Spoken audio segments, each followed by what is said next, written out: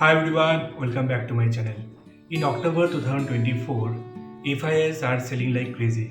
अक्टूबर महीने में ही FII 1 लाख करोड़ का माल बेचा है। अगर इस हिसाब से जो कि अभी तक का सबसे ज़्यादा है, अगर इसी काइंड ऑफ सेलिंग 2019 का पहले कोविड से पहले होता तो मार्केट किसी भी टाइम पे क्रैश हो सकता था। अब हमें DII ने बचा लिया है। अगर आप DII का डेटा देखो, इन अक्टूबर महीना में DII has bot around 97,000 crore, तो इसीलिए मार्केट अभी बहुत ज़्यादा क्रैश नहीं हो रहा है। मगर इस वोलाटिलिटी में कुछ कुछ सेक्टर है जो बहुत ज़्यादा हट हुआ है और इसमें डिफेंस सेक्टर एक है। और इन डिफेंस सेक्टर में भी जो शिप बिल्डिंग सेक्टर है वो बहुत ज़्यादा हट हुआ है।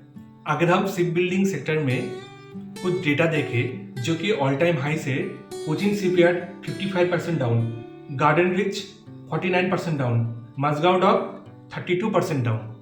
तो गाइज आज हम इस वीडियो में डिटेल में एनालिसिस करेंगे कि इतना ज़्यादा जो लगभग 200% 300% का रैली देने के बाद अचानक से ऐसा क्या हुआ शिप बिल्डिंग सेक्टर में कि स्टॉक इतना लगभग 50% 55% डाउन में जा रहा है। इस वीडियो में हम थोड़ा बहुत टेक्निकली भी देखेंगे और थोड़ा बहुत फंडामेंटली भी स्टॉक को एनालिसिस करेंगे और फाइनली देखेंगे कि हमारा इस टाइम पे व्यू कैसा रहना चाहिए इस सेक्टर में। तो guys without wasting any more time let's go to the screen. So थोड़ा टेक्निकल एनालिसिस से स्टार्ट करते हैं गाइज। ये है अपना कोचिन शिपयार्ड का चार्ट। डेली चार्ट में आप देखो तो यहाँ से स्टॉक रैली देना स्टार्ट किया एंड फ्रॉम हियर स्टॉक यहाँ से इतना तक गिर गया। अगर हम देखेंगे चार्ट में अराउंड 55% का गिरावट आया फ्रॉम टॉप लेवल। सेम है अपना मजगांव डॉक में। यहाँ पे अगर देखें टॉप से यहाँ तक 31% का डाउन दिया है यहाँ पे। और सेम अगर हम गार्डन रिच में देखें तो अराउंड 48% का डाउन है फ्रॉम टॉप लेवल। तो हम थोड़ा डिटेल में जानते हैं कि कैसा क्या हुआ स्टॉक में अराउंड दिस टाइम कि इतना डाउन हुआ है। इस चार्ट में अगर आप देखेंगे ये जो हमारा ब्लू वाला लाइन है ये होगा अपना निफ्टी 50 का लाइन एंड ये जो ऑरेंज और येलो लाइन है ये है अपना कोचिन शिपयार्ड का लाइन। ज़्यादा टाइम नहीं लूँगा, ये समझना बहुत ज़रूरी है कि स्टॉक में इतना गिरावट क्यों हो रहा है, ये समझना बहुत ज़रूरी है। तो यहाँ पे आप थोड़ा देखो कि निफ्टी भी गिरावट हुआ, निफ्टी का गिरावट हुआ तो स्टॉक में भी हुआ, निफ्टी अप हुआ, स्टॉक अप हुआ, चल रहा है। मगर यहाँ पे जाके थोड़ा आपको फोकस करना पड़ेगा। यहाँ पे देखो गिरावट हुआ, स्टॉक में भी गिरावट हुआ। यहाँ पे निफ्टी हाई हुआ, निफ्टी यहाँ पे स्टॉक में भी हाई हुआ। उसके बाद थोड़ा कंसोलिडेट हुआ निफ्टी में और यहाँ पे निफ्टी ऑल टाइम हाई दे रहा है मगर स्टॉक ऑल टाइम हाई दे नहीं पाए। यहाँ पे स्टॉक में यहाँ पे गिरावट हुआ, ठीक है, कोई प्रॉब्लम नहीं। फिर आप देखो यहाँ पे निफ्टी में गिरावट हुआ है, स्टॉक में भी गिरावट हुआ है।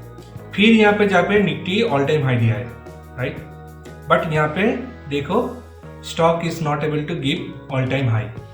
अपना प्रीवियस जो हाई है उसी को स्टॉक नहीं क्रॉस कर पा रहा है।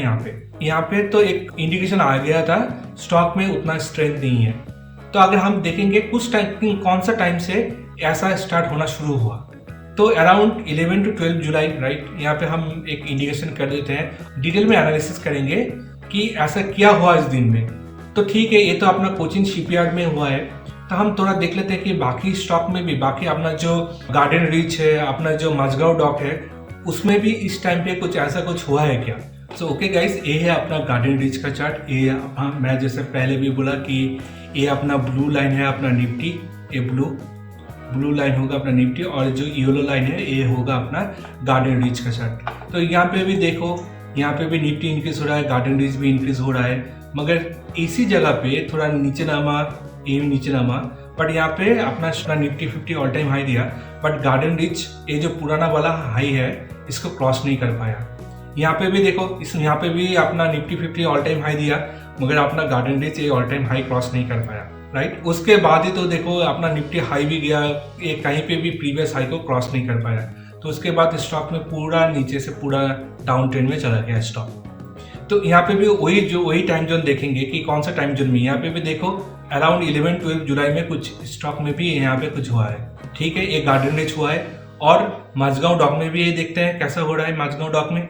अगर यहाँ पे देखो तो यहाँ पे निफ्टी के साथ अपना मजगांव डॉक भी इंक्रीज हो रहा है। यहाँ पे देखो निफ्टी जब ऑल टाइम यहाँ पे जब ऑल टाइम हाई दिया, यहाँ पे माझगांव डॉक सीधा नीचे आया। उसके बाद ये प्रीवियस हाई को क्रॉस ही नहीं कर पाए हैं कहीं पे। देखो यहाँ पे निफ्टी इस हाई को क्रॉस करके ऊपर गया है, मगर यहाँ पे देखो ये प्रीवियस वाला हाई को क्रॉस ही नहीं कर पाया।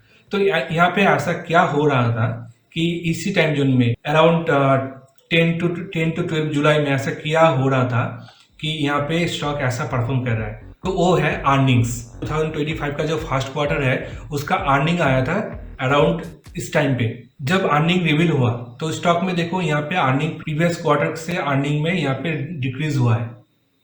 ये अपना कोचिन सीपीआर में ऐसा डिक्रीज हुआ है। बाकी स्टॉक में देखते हैं अपना गार्डन रिच में भी यहाँ पे डाउन हुआ है, मगर माझगांव डॉक में यहाँ पे डिक्रीज नहीं हुआ है, मगर यहाँ पे ज़्यादा इंक्रीज भी नहीं हुआ है। कितना इंक्रीज हुआ देखो प्रीवियस क्वार्टर से अराउंड 4.73।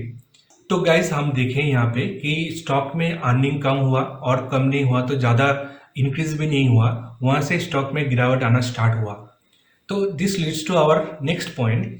यहाँ तक जो रैली दे रहा था स्टॉक में, यहाँ पे देखो वैल्यूएशन कैसा था। यहाँ पे जब स्टॉक पहुंचा, यहाँ पे स्टॉक का वैल्यूएशन कैसा था। स्टॉक बहुत ज़्यादा ओवर वैल्यूएट तो नहीं था। तो और देखने के लिए हम चलते हैं स्क्रीनर पे। तो देखो गाइज ये है अपना स्क्रीनर। यहाँ पे देखो आप स्टॉक का पीई देखो सबसे पहले 40। आप खुद ही बोलो स्टॉक में अर्निंग नहीं है ज़्यादा और यहाँ पे पीई है 40। अगर यहाँ पे हम देखते हैं, चलो 5 ईयर्स का देखें और पीई रेशियो देखते हैं, तो यहाँ पे थोड़ा डिटेल्स में देखो गाइस। देखो पीई कॉन्टिन्यूसली इंक्रीज हो रहा है, उसके साथ earning per share earning increase हो रहा है क्या। यहाँ से आप देखो यहाँ पे अर्निंग था 20.81 पर शेयर और पी 52 से इंक्रीज होते होते यहाँ तक 91 चला गया। बट अर्निंग पर शेयर देखो यहाँ पे अभी भी 30 है। अर्निंग इंक्रीज नहीं हो रहा है, मगर अपना प्राइस इंक्रीज होते जा रहा है। तो उस टाइप का स्टॉक में गाइस ज़्यादा देर तक रैली नहीं रहेगा। जो हम पिछले वाला चार्ट में देखे थे कि अर्निंग कम हो रहा है मगर तुम्हारा प्राइस इंक्रीज हो रहा है, तो इस हिसाब से स्टॉक ज़्यादा देर तक रैली नहीं करेगा। तो यही हुआ है यहाँ पे देखो अपना अर्निंग सेम है मगर पीई इंक्रीज होते जा रहा है। तो stock is very much over valued. कौन सा महीना में, यहाँ पे देखो 12 जुलाई। तो जहाँ पे जो अर्निंग का रिपोर्ट आया था उस टाइम पे देखे हम लोग के कोचिंग सीपीआर में कि अर्निंग प्रीवियस क्वार्टर से रिड्यूस हुआ है। आप प्रीवियस क्वार्टर लाइक अर्निंग भी मेंटेन नहीं कर पा रहे हो, तो अपना कोई क्यों ज़्यादा प्रीमियम देके स्टॉक को खरीदे। तो इसलिए यहाँ से स्टॉक का गिरावट होना स्टार्ट हुआ। सेम डिटेल्स यहाँ पे अपना क्वार्टरली रिजल्ट में भी देख सकते हैं गाइस। यहाँ पे देखो अपना ऑपरेटिंग प्रॉफिट डिक्रीज हुआ है देखो, और अपना नेट प्रॉफिट भी देखो यहाँ पे डिक्रीज हुआ है फ्रॉम 265 करोड़ टू 181 करोड़। और इसी स्टॉक में और एक इम्पॉर्टेंट एस्पेक्ट है, यहाँ पे देखो अपना जो कैश फ्लो है। मैंने पिछले भी वीडियो में बोला अगर कैश फ्लो पॉजिटिव नहीं है मगर मतलब आपके पास कैश ही नहीं आ रहा है, तो उस टाइप का स्टॉक हमारे लिए फंडामेंटली गुड नहीं रहेगा। यहाँ पे देखो लास्ट क्वार्टर में अराउंड -65 करोड़, मतलब कैश फ्लो इज नेगेटिव। ये जो स्टॉक है अपना कैश ही नहीं जनरेट कर पा रहा है, like net cash flow is negative. तो दिस टाइप ऑफ स्टॉक्स में हम लोग इन्वेस्ट से दूर रहेंगे। पर ठीक है, हम थोड़ा बहुत और एनालिसिस करते हैं और देखते हैं कि इस स्टॉक में और क्या क्या प्रॉब्लम है। यहाँ पे शेयर होल्डिंग पैटर्न देखो गाइस, लाइक अराउंड 72% प्रोमोटर के पास है। और एक इंपॉर्टेंट चीज यहाँ पे देखो, FIS का देखो, यहाँ FIS लास्ट क्वार्टर में दे हैव सोल्ड, मतलब लास्ट क्वार्टर में अपना स्टेक कम किया है, DIS इंक्रीज किया है, मगर प्रोमोटर में यहाँ पे कौन है देखो, प्रेसिडेंट ऑफ इंडिया। मतलब ये पूरा 72.86% ऑफ स्टेक यहाँ पे गवर्नमेंट के पास है। यहाँ पे अगर इंपॉर्टेंट सेक्शन में आते हैं गाइस, तो हम देखते हैं कि government of India around 65,77,000 share they are diluting. तो ये एक नेगेटिव पॉइंट तो है इस स्टॉक में। एक गार्डन रिच में भी guys similar kind of problem ही आपको देखेगा। यहाँ पे देखो स्टॉक का पी देखो 46.9, ठीक है। इतना प्रीमियम आप चार्ज करो अपना स्टॉक में, आप अर्निंग तो दिखाओ। अगर आप पी रेशियो यहाँ पे देखो, पी रेशियो का ग्राफ देखो, तो यहाँ पे देखो अर्निंग था जब अराउंड स्टॉक का पी 29.7 था, तब अर्निंग पर शेयर था अराउंड 26.27। फिर यहाँ पे देखो स्टॉक बढ़ते बढ़ते प्रीमियम कितना हुआ, 86.9। इतना स्टॉक का प्राइस इतना इंक्रीज हो गया, अराउंड स्टॉक 2 से 3 गुना हो गया। मगर देखो अर्निंग उस हिसाब से इंक्रीज हुआ है क्या, आप ही बताओ। यहाँ पे कितना था अर्निंग, 26.27। यहाँ पे जाके अर्निंग कितना हुआ, 31.19। 5-10% से इंक्रीज हुआ है, मगर अपना प्राइस 2 से 3 गुना हो गया। तो ये स्टॉक ऑलरेडी ओवर वैल्यूएड था गाइस, एंड इसलिए यहाँ पे इसी टाइम जोन में जब इसका अर्निंग आया उसके बाद ही इस स्टॉक में देखो धड़ाम से गिरावट आया है यहाँ पे अराउंड जुलाई 5। जैसे मैंने बोला कि अर्निंग ज़्यादा नहीं है, अर्निंग आपका डिक्रीज हो रहा है, उसके बाद भी स्टॉक का प्राइस कितना दिन तक वो इंक्रीज होता रहेगा। तो यही हुआ यहाँ पे, देखो यहाँ पे ऑपरेटिंग प्रॉफिट भी डिक्रीज हुआ है यहाँ पे। और अर्निंग क्यों कम हो रहा है इस टाइप का स्टॉक में, वो हम आगे देखेंगे। इस साल में कैश फ्लो इज नेगेटिव, तो एक बहुत इंपॉर्टेंट ड्रॉबैक है गाइस इस काइंड ऑफ स्टॉक में। अपना प्रोमोटर होल्डिंग भी देख लेते हैं। FIIs are also selling, DIIs are also selling, और अपना जो रिटेल भाई लोग है public, they are buying. Similarly हम मजगांव डॉक में भी देख लेते हैं। ये स्टॉक बाकी दो स्टॉक से थोड़ा फंडामेंटली तो गुड है, तो इसीलिए अगर आप देखोगे मजडॉक में ज़्यादा बाकी दोनों से ज़्यादा कम ही थोड़ा गिरावट हुआ है। यहाँ पे देखो अराउंड 30% का गिरावट हुआ है यहाँ पे। एक बाकियों में 55 या 49% का गिरावट हुआ है, यहाँ पे थोड़ा कम गिरावट हुआ है। मगर प्रॉब्लम यहाँ पे भी है। यहाँ पे पीई के चार्ट अगर देखें तो यहाँ पे देखो गाइस, यहाँ पे पीई था 23.9 और अर्निंग पर शेयर था 79.34। यहाँ पे देखो पीई भी इंक्रीज हो रहा है और अर्निंग भी इंक्रीज हो रहा है। बट फिर भी यहाँ पे ऐसा क्या हो गया, राइट? यहाँ पे ऐसा क्या हो गया, अर्निंग तो इंक्रीज हो रहा था, मगर अर्निंग भी इंक्रीज हो रहा है, प्राइस भी इंक्रीज हो रहा है, ठीक है, कोई प्रॉब्लम नहीं। बट यहाँ FY25 का Q1 में ऐसा क्या हो गया कि उसके बाद स्टॉक गिरना स्टार्ट हो गया, वो हम थोड़ा डिटेल में देखेंगे। सो गाइस, नेक्स्ट पॉइंट में जाने से पहले हम लोग थोड़ा बिजनेस मॉडल के बारे में समझते हैं। ये अपना कोचिंग शिपयार्ड हो, मजगांव डॉक हो और गार्डन शिप बिल्डर्स हो, ये लोग क्या करते हैं, इधर दे आर मैन्युफैक्चरिंग शिप्स और दे मेंटेन और छोटा मोटा रिपेयर एंड एवरीथिंग। मगर इस टाइप का स्टॉक्स में एक प्रॉब्लम है, ship building is not very easy. It takes around 10 to 15 years एक शिप बिल्ड होने में, और उसके बाद भी बहुत सारा टेस्टिंग, बहुत सारा ट्रायल रन होने के बाद फाइनली एक प्रोडक्ट जाके डिलीवर होता है। और so much thing also, they are dependent on many things to the external countries, कि इसका जो सेंसर लगता है, इसका जो प्रोपल्शन सिस्टम होता है और इसका जो वार हेड होता है, ये सब कुछ ये लोग डिपेंडेंट होता है अदर कंट्री के ऊपर। एक्सटर्नल फैक्टर का डिपेंडेंसी बहुत ज्यादा है। अनदर थिंग इज इन लोगों का प्रॉफिट मार्जिन। इन लोगों का मेन कस्टमर होता है गवर्नमेंट ऑफ इंडिया और एनी गवर्नमेंट। बट गवर्नमेंट से डील करने का एक इशू है, गवर्नमेंट एक फिक्स मार्जिन से इन लोगों से डील करता है। मान लो 8 to 10% फिक्स मार्जिन अपना हायर मार्जिन अपना फिक्स हो गया, इससे ज़्यादा you can not earn, right? की कस्टमर गवर्नमेंट ऑफ इंडिया होने के नाते गवर्नमेंट कितना फंड एलोकेट करता है डिफेंस सेक्टर में और स्पेशली शिप बिल्डिंग सेक्टर में, वो होता है इन लोगों का मेन सोर्स ऑफ रेवेन्यू।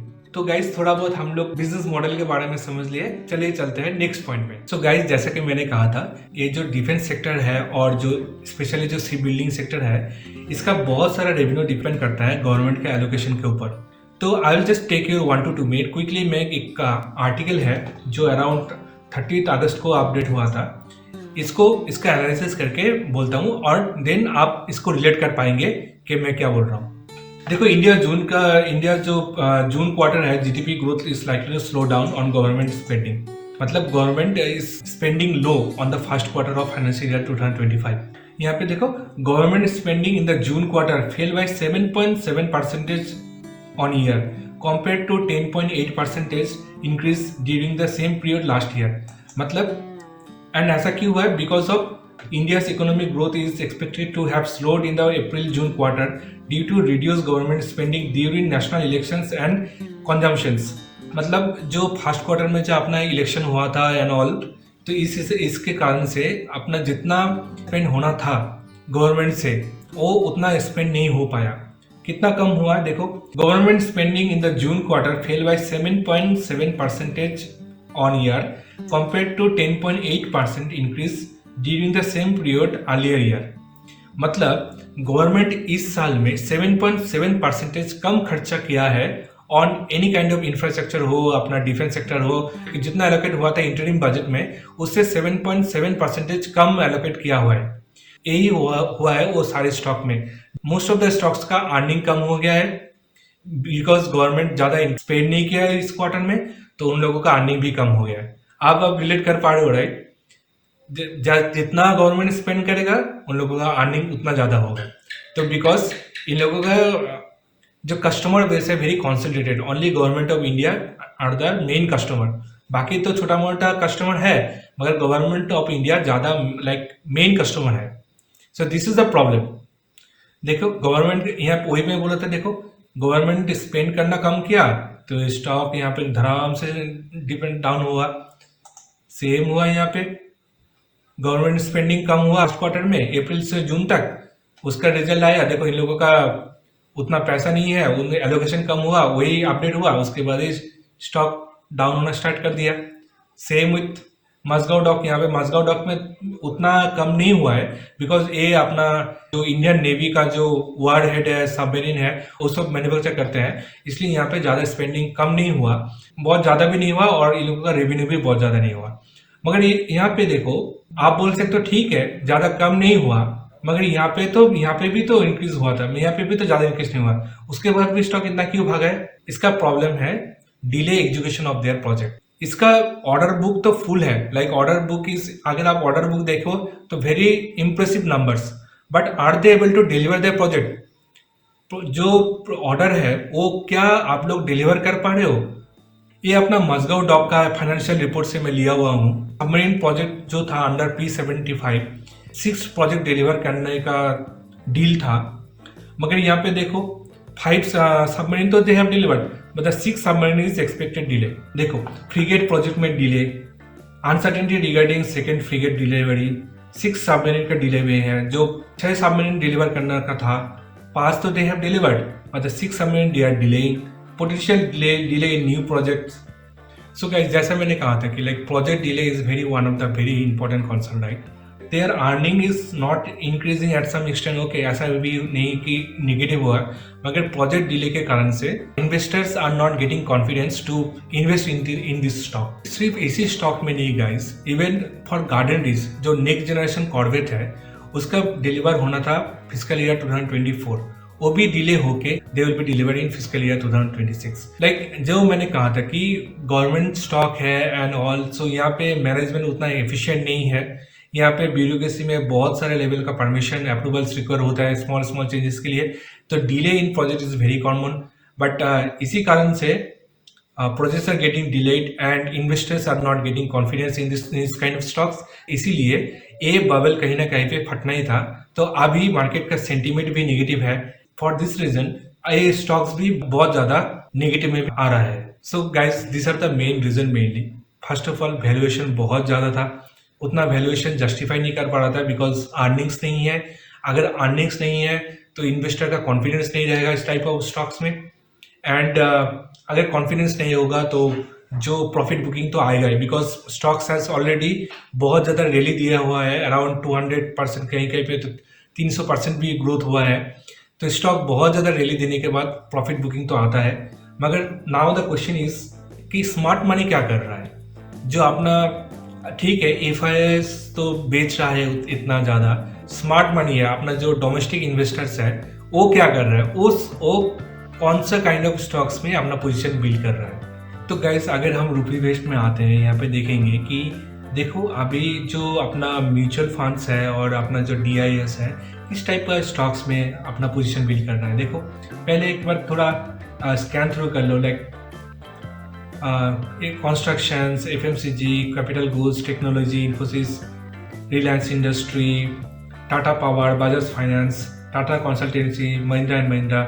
तो गाइज कुछ कॉमन लग रहा है क्या नाम? ये सारे नाम्स मीन्स जब मार्केट बहुत ज़्यादा वोलेटाइल रहता है तब इट्स बेटर कि जो अपना स्मार्ट मनी है और डोमेस्टिक DIS होता है, ये क्या करता है जो फंडामेंटली और जो काइंड ऑफ लार्ज कैप जो काइंड ऑफ मोनोपोली स्टॉक्स हो और लार्ज कैप्स हो और fundamentally extremely good kind of stocks हो, उस काइंड ऑफ स्टॉक्स में दे पोजीशन बिल्ड करते हैं, ताकि ये जो मार्केट का एक्सट्रीम वोलाटिलिटी है इसमें ज़्यादा लॉस ना हो उन लोगों को।